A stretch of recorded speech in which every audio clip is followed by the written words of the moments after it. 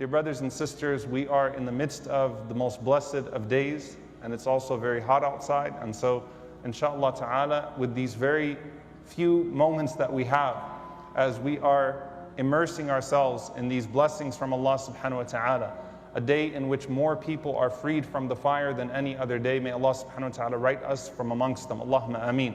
A day in which cumulatively hundreds and thousands of years just in this masjid alone of sins will be forgiven by the time sunset comes. A day in which the ummah calls upon Allah subhanahu wa ta'ala like no other day.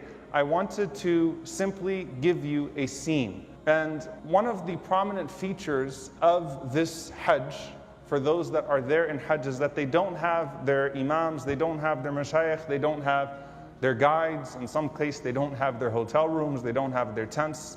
They're struggling. May Allah subhanahu wa ta'ala accept their struggles and accept their hajj. Allahumma ameen.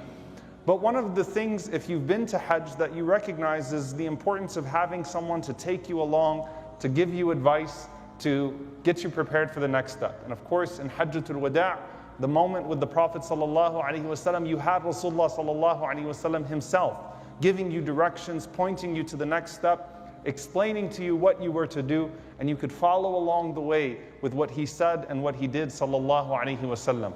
And he left us with the timeless advice of La ilaha illallah wahdahu la sharika lah, lahul mulku wa lahul hamd wa huwa ala kulli shay'in qadir, that you say throughout the day, there is no God but Allah. He is alone, He has no partner. To Him belongs all dominion, to Him belongs all praise, and He has power over all things. The Prophet ﷺ said that this was the dua of the prophets on Arafah. And so if you could think of the Prophet ﷺ and Ibrahim alayhi and Musa alayhi and Isa alayhi and the prophets of Allah, this was the dua that they would make throughout the day. But what did I want to do as I was thinking about a hajj without guides? I want to put you in a situation in which you can capture, inshallah ta'ala, a few glimpses of the Sahaba of the Prophet sallallahu alaihi wasallam, the companions, and their various personal du'as. If you were going around and you were taking guidance from various companions, and to preface this, I'm not suggesting that the following narrations took place in the same year, but just some of the glimpses, the few glimpses we have of the companions of the Messenger sallallahu alaihi wasallam on that blessed day. And there are three incidents. I want you to imagine that you have arrived at the plain of Arafah, and you are looking around, and when you look right and left, you see the companions of the Prophet ﷺ and their children.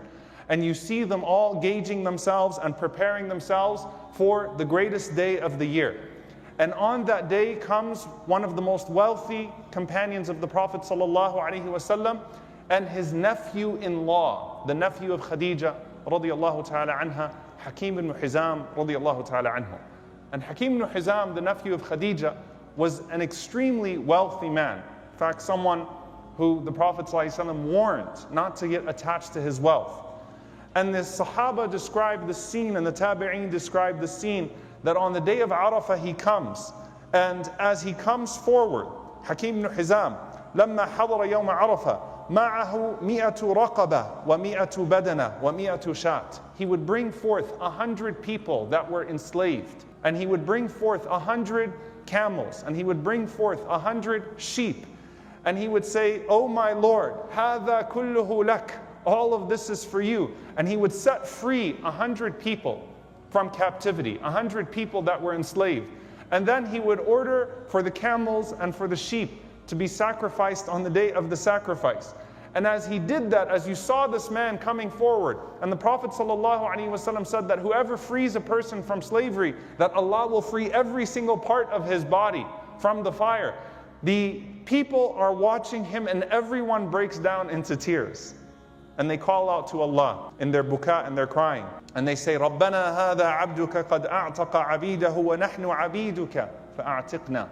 Oh Allah, this is a slave like all of us, and he has freed other slaves, and we are all your slaves, oh Allah, so free us from the fire, free us from the punishment. As you move over, you see Syedina Ali bin Abi Talib radiyallahu ta'ala anhu, who was narrated by Ibn Abi Dunya that he was going around and he was telling the people how to get ready for the day of Arafah and preparing them for the day of Arafah.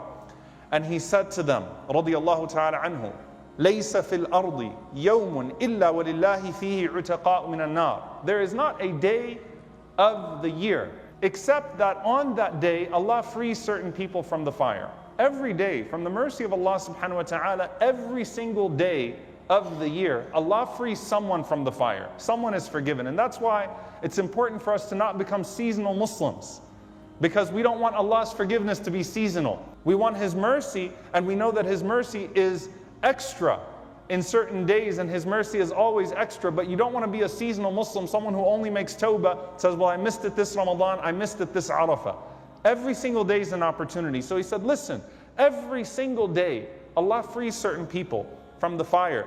But he said, after he said that, he said, وَلَيْسَ يَوْمٌ أَكْثَرَ فِيهِ عِتْقًا لِلرِّقَابِ مِنْ يَوْمِ عَرَفَةٍ. But there is not a day in the year that Allah frees more people from the fire than the day of Arafah.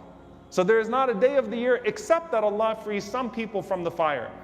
But there is not a day of the year in which Allah frees more people from the fire than the day of Arafah. فأكثر فيه أن تقول اللهم أعتق رقبتي من النار وأوسع لي من الرزق الحلال واصرف عني فسقة الجن والإنس فإنه عامة ما أدعو به اليوم. Now, it's going to be hard for you to memorize the du'as, and that won't be the point. You can go back and listen to it, inshallah ta'ala, listen to the khutbah and memorize these few du'as, but at least the spirit of it. He said, spend the day saying, Allahumma a'tiq raqabati min an-nar. Oh Allah, free my neck from the fire. Spend the day asking Allah, Allahumma a'tiq raqabati min an-nar. Oh Allah, free my neck from the fire. Wa awsi' li min ar-rizq al-halal. And expand for me, bestow upon me permissible sustenance. Make plentiful for me permissible sustenance so that I don't resort to the haram. وَأَوْسِعْ لِي مِنَ الرِّزْقِ الْحَلَالِ وَاصْرِفْ عَنِّي فَسَقَةَ الْجِنِّ وَالْإِنسِ. And keep away from me the wicked of jinn and mankind. And he said, فَإِنَّهُ عَامَةُ مَا أَدْعُ بِهِ الْيَوْمِ. And he's telling the people, this is the general way in which I make dua today. You know, there was this certain aura, let me memorize the words, let me get the exact script. If I could write down the whole day of the dua of the Prophet ﷺ, certainly I would. If I could get all of the du'as of Abu Bakr and Umar and Uthman and Ali, certainly I would. But he's saying, look, this is generally what I'm making dua for. So build off of the structure. What are you asking Allah for? You're asking Allah subhanahu wa ta'ala for freedom from the fire. You're asking Allah subhanahu wa ta'ala for al-Jannah by default. You're asking Allah subhanahu wa ta'ala for freedom from prohibited means of income. And you're asking Allah subhanahu wa ta'ala to protect you from the evil of jinn and man. Then you have Ibn Umar radiyallahu ta'ala anhuma. And you look over and you see the man who was described as being the closest adherent to the way of the Prophet sallallahu alaihi wasallam, Abdullah ibn Umar radiyallahu ta'ala anhuma. And it was narrated that Abdullah ibn Umar radiyallahu ta'ala anhuma has his hands extended. And he was saying on the day of Arafah over and over and over again, Allahu Akbar walillah alhamd, Allahu Akbar walillah alhamd, Allahu Akbar walillah alhamd. These are days of takbir too, by the way, not just tomorrow. Allahu Akbar walillah alhamd. God is great and to Him belongs all praise. Allahu Akbar walillah alhamd, Allahu Akbar walillah alhamd. ولا إله إلا الله وحده لا شريك له له الملك وله الحمد وهو على كل شيء قدير. And he would repeat the dua that the Prophet ﷺ taught us to repeat throughout the day about the oneness of Allah subhanahu wa ta'ala and renewing that covenant with Allah. And then he would say, Allahumma hdini bil huda wa qini bit taqwa waghfir li fil akhirati wal ula. Allahumma hdini bil huda. Oh Allah, guide me with your guidance. Wa qini bit taqwa. And protect me with your taqwa. Protect me with the blessing of taqwa, of God consciousness. وَاغْفِرْ لِي فِي الْآخِرَةِ وَالْأُولَى. And forgive me in this life and in the hereafter. And he said, the narrators say that he would do this and then he would go quiet. This is very interesting. He'd go quiet for the time that it would take to recite Surah Al-Fatiha. Meaning he'd make some personal du'as that you couldn't hear. And then he'd say the same thing again. Allahu Akbar, Allahu Akbar, Allahu Akbar, walillah alhamd, la ilaha illallah wahdahu la sharika lah, lahul mulku wa lahul hamd, wa huwa ala kulli shay'in qadir. Allahumma hdini bil huda, wa qini bit taqwa, waghfir li fil akhirati wal ula. And then finally, dear brothers and sisters, the most powerful scene, subhanallah, that you find. Abdullah ibn Mubarak, rahimahullah ta'ala, he said that I came to Sufyan al-Thawri, جئت إلى سفيان عشية عرفة. I came to him on the evening of Arafah. وهو جاث على ركبتيه وعيناه تهملان.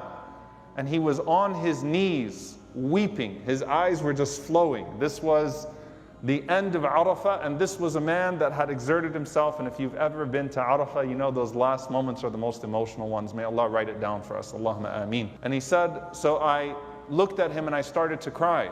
And he turned around and he saw me weeping for his weeping. And I said to him, Ya Sufyan, man aswa'u hadha al-jam'i hala.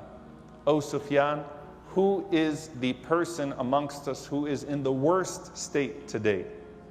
And he said, الَّذِي يَظُنُّ أَنَّ اللَّهَ لَا يَغْفِرُ لَهُ. The person who thinks that Allah won't forgive them. The person who's in the worst state is the person that does not have a good opinion of their Lord, that does not believe that their Lord will forgive them. We call upon our Lord with confidence, just like we did on the last 10 nights of Ramadan. That when we call upon Allah subhanahu wa ta'ala, muqinuna bil ijaba, with complete certainty in our du'as, and we say, Oh Allah, forgive us. Allahumma a'tiq riqabana min an-nar. Oh Allah, forgive us and protect us from the fire. We ask Allah subhanahu wa ta'ala to let that be the case for each and every single Muslim that is calling upon Him today. Allahumma ameen wa sallallahu wa sallam wa barak ala nabiyyina Muhammad wa ala alihi wa sahbihi ajma'in.